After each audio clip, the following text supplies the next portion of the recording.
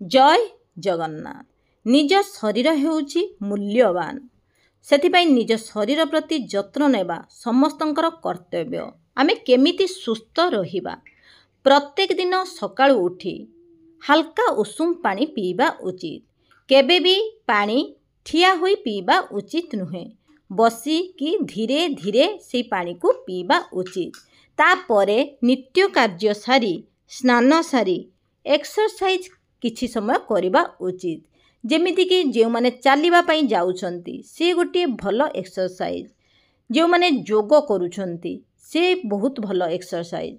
जे जेउ प्रकार रे एक्सरसाइज करूछंती किंतु नित्य कार्य न सारी जदि एक्सरसाइज करिबा ताहले कोनोसी कार्य ठीक होई न थाए। तापरे आमे सूर्यंक प्रथम कण खरा जोटा को कहा जाए, सूर्य तळे उदय होउछंती, उदय होला बेले जो कण खरा मान ताहा जदि आम देह उपरे पड़े आमर बहुत जीवाणु नष्ट हो जाते, बहुत भल होई थाए। सेतमे प्रत्येक पिलांको भी सूर्यंक टाण खरा रे केबे भी रहिबा पई देबेनी। प्रथम सूर्यंक कण खरा सेही खरा रे ठिया होबा उचित, किछि समय रहिबा उचित। प्रत्येक दिन 3 रु 4 लिटर पानी पीबा उचित।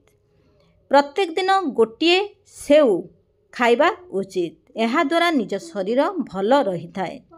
सूर्य अस्त परे जदि खाउछंती ताहले हल्का खाद्य खांतु। सूर्य अस्त हो गला परे आमे जहाँ भी खाद्य खांती ताहा शीघ्र हजम हुए नाही। तेल मसला जातीय जिनस ताकु सब अवॉइड करंतु। संध्या परे आउ खाइबे नाही। मैदा जिनस जेतिकी सब अछि सबु जिनस होची देह पाई बहुत क्षतिकारक, ताकू जेते पारुचंती अवॉइड करंतु। सबु बेले चेष्टा करंतु कि घरे सालाड खाइबा पाई। जेते प्रचुर परिमाण रे सालाड खाइबे सेते देह सुस्थ रहिबो। प्रत्येक दिन 3 रु 4 लिटर जल पीबा आवश्यक। पुणी ताहा बसिकी जेते बेले भी पारुचंती पिउचंती सेते बेले बसिकी पीबे, केबे भी ठिया होई पीबे नाही। सकाळ उठी हेल्दी फूड, जोटा कि हेल्दी फूड रे रहुची आमे जहाँ भी जिनस गजा करी दियंती, बुट बतरे दियंती राति रे, दिन सारा बतरे कि जते बेले राति रे आमे छांकी दवा सकाळ उठी कि देखला बेलकू ताकू से सब गजा हे जाई थाए। मुग गजा, मुग गजा, बुट, बादाम ये सबू जदि आमे खाइबा ताहले आम देह सुस्थ रही थाए। सकाळर ब्रेकफास्ट सबु बेले हेल्दी हेबा दरकार।